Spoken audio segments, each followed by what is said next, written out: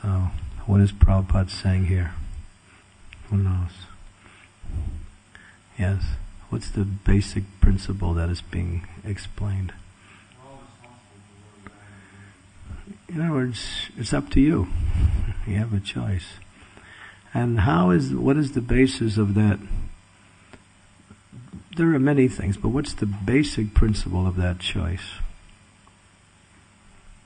Who knows? Ladies?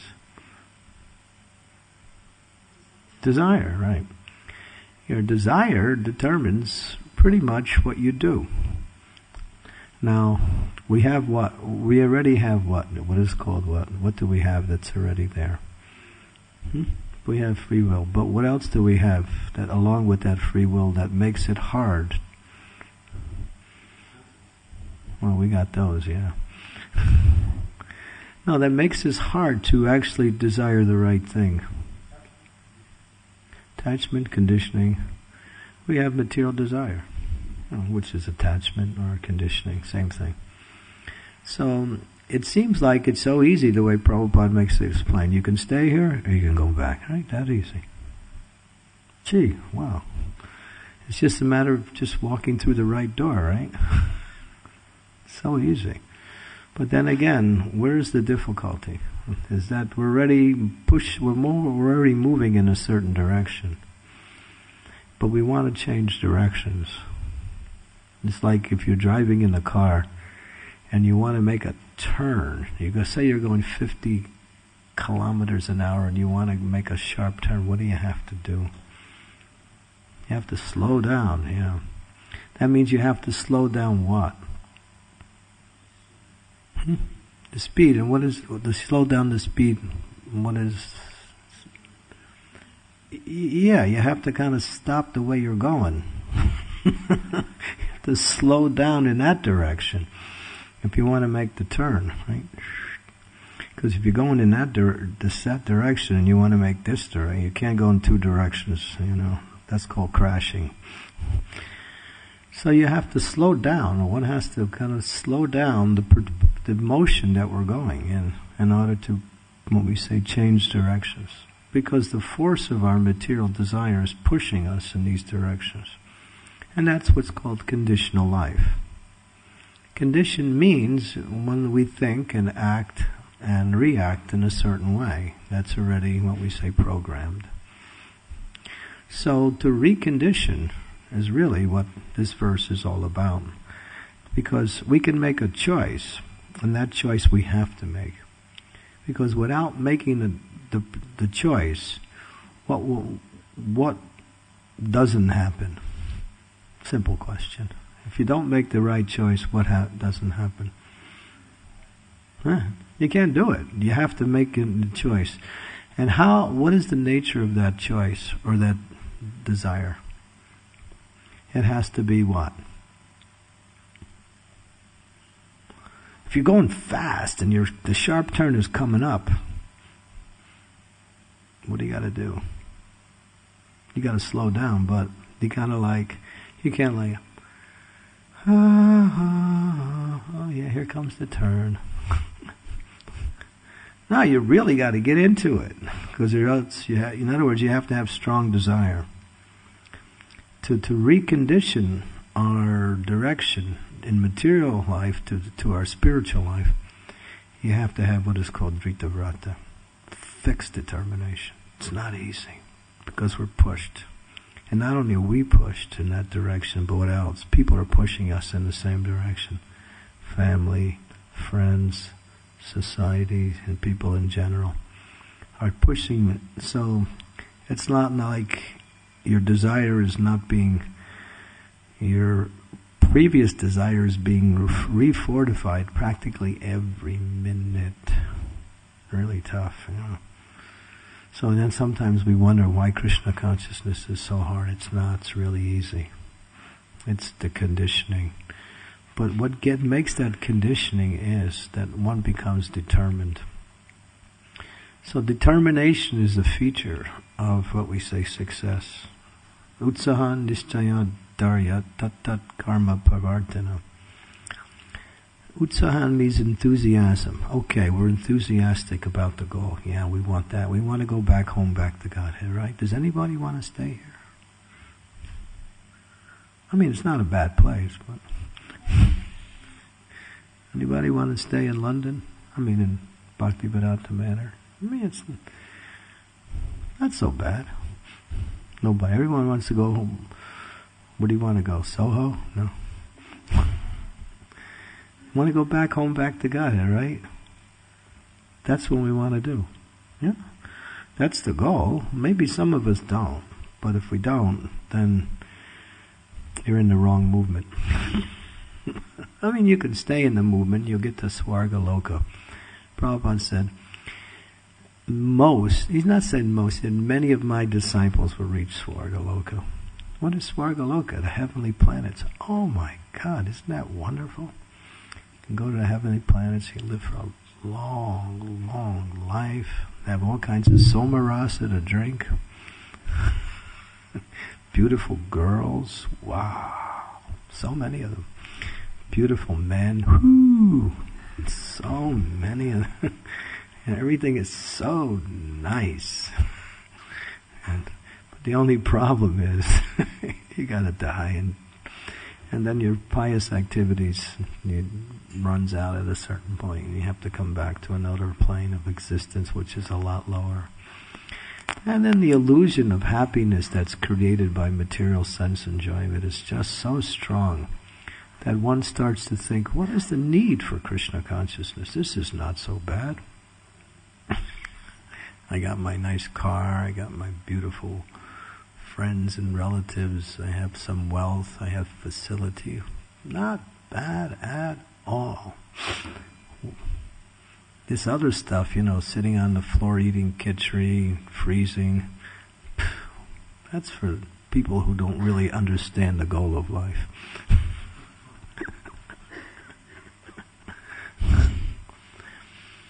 No, actually, people think, why work so hard to become Krishna conscious?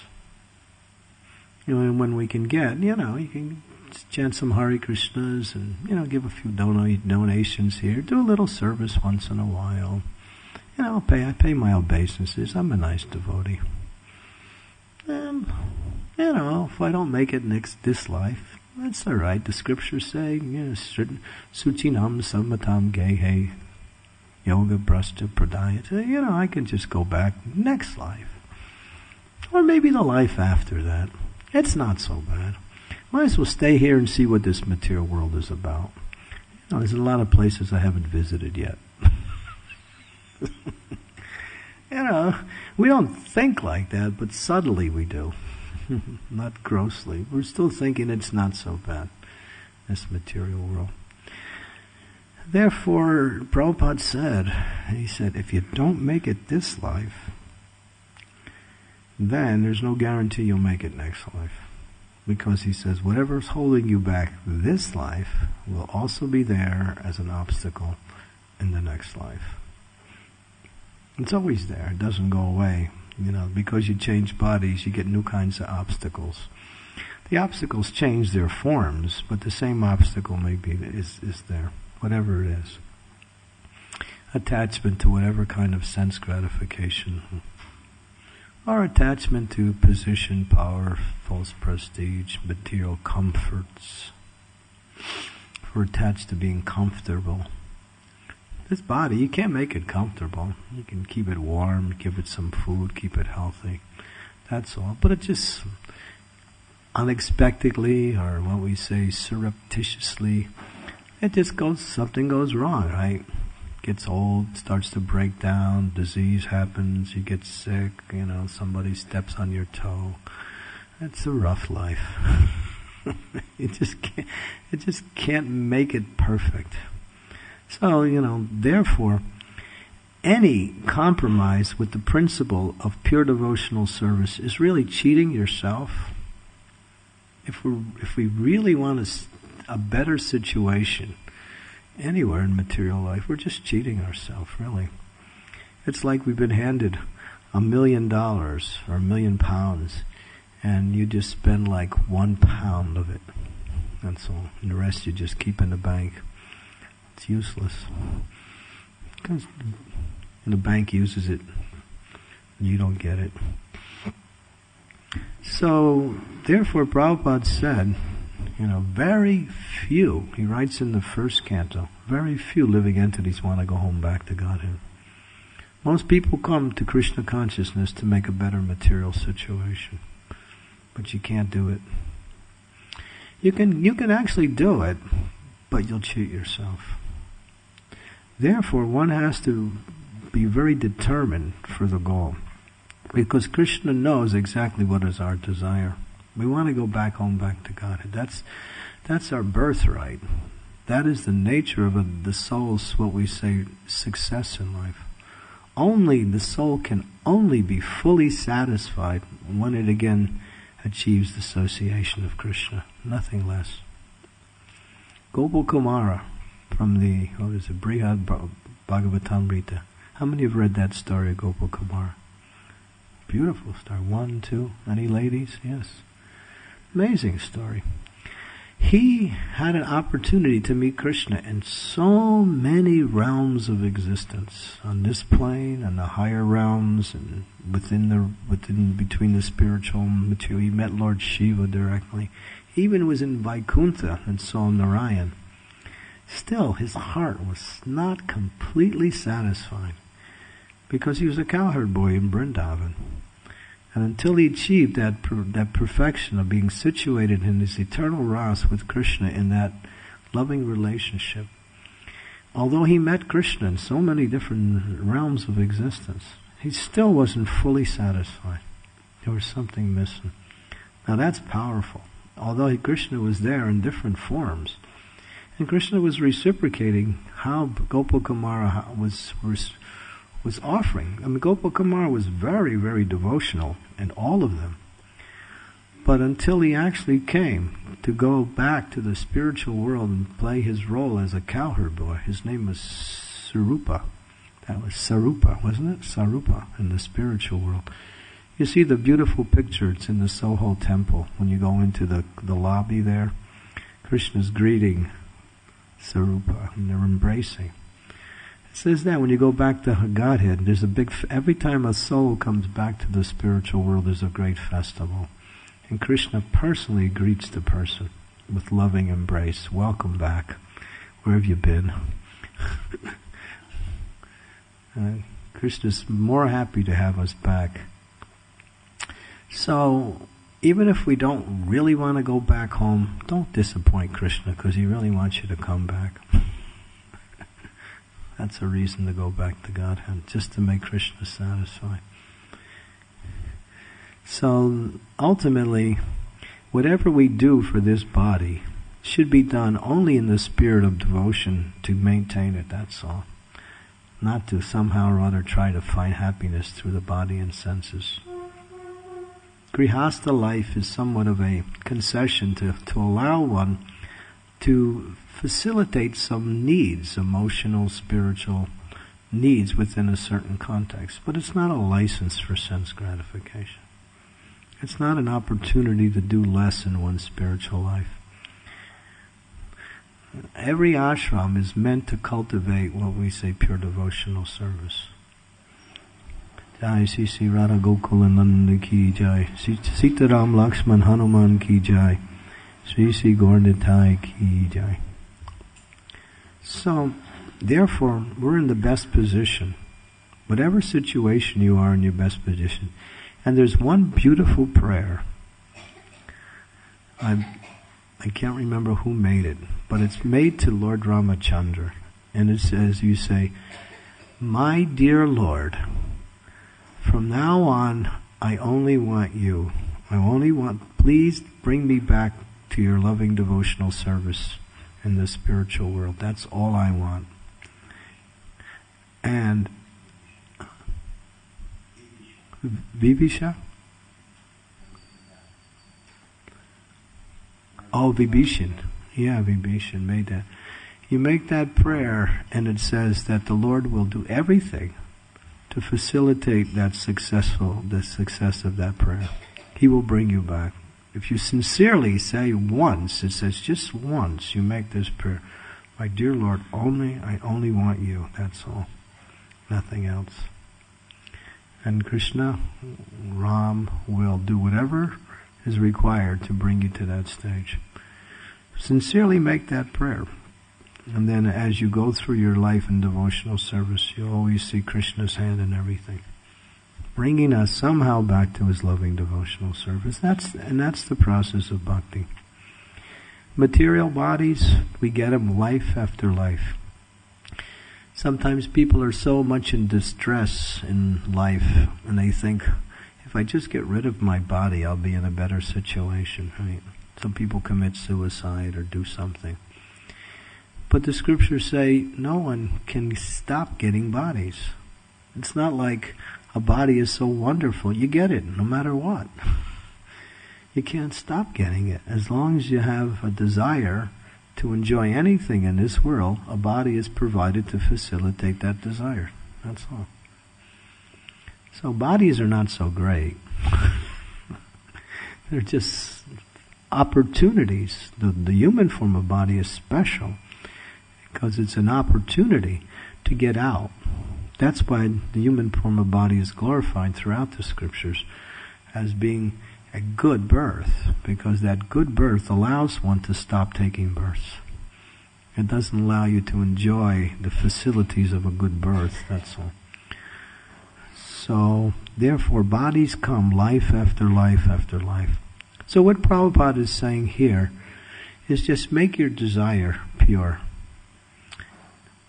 And Srila Prabhupada explains that there are two kinds of pure devotees. One who becomes purified through the process of devotional service. They purify their heart through chanting, through following the process. They've reached pure devotion. And there's another kind. The other kind is that pure desire. Again, I only want you, Krishna. That's all. Pure desire. When pure desire is just as good as one who is a pure devotee, because pure desire will eventually bring one to the stage of pure devotion.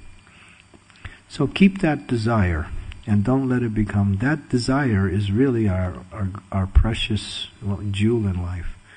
To purify our desire to want only loving devotional service to Krishna. And that, as the scriptures say, cannot be compared.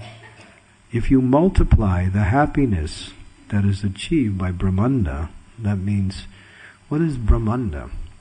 What is Brahma Bhuta Prasannatma Nasoshati Nakankshati Sama Sarveshu Bhuteshu Mad Bhakti Lavate Brahma.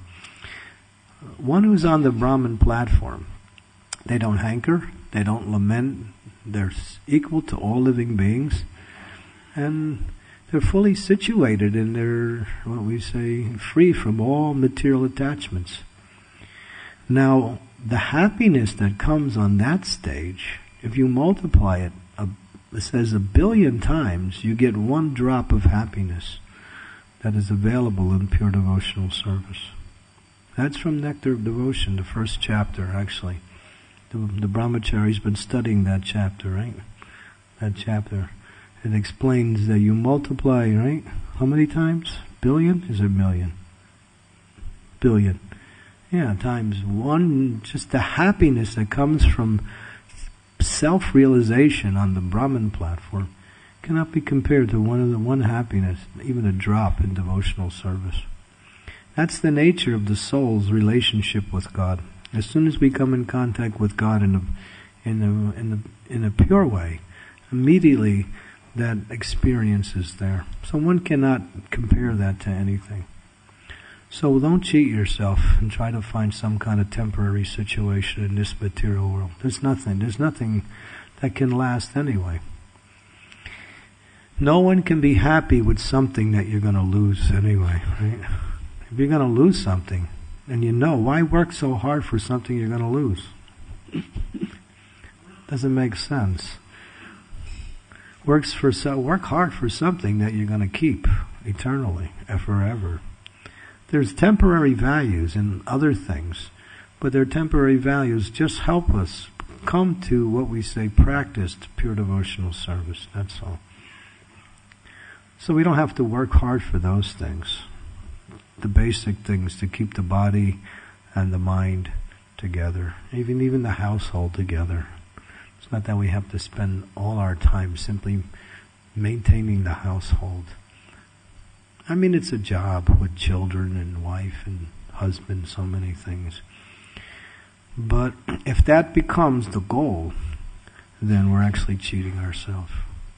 We have to take sufficient time to hear and chant the glories of the Lord and purify the hearts. That's fast. Just one ecstatic kirtan you can achieve so much purification in one kirtan when you're dancing and chanting. It's so powerful, kirtan. How much contamination is destroyed in one kirtan? Unlimited.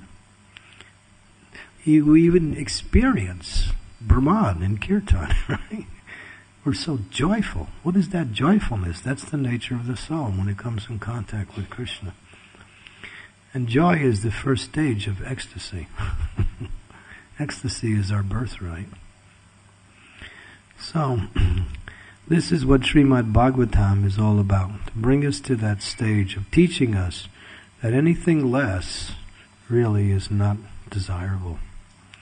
Therefore, Prabhupada says, Bhagavatam is the best, because it kicks out anything less than pure devotional service. Dharma projito kaidavo. Anything less is not about Bhagavatam. Okay, any questions, comments?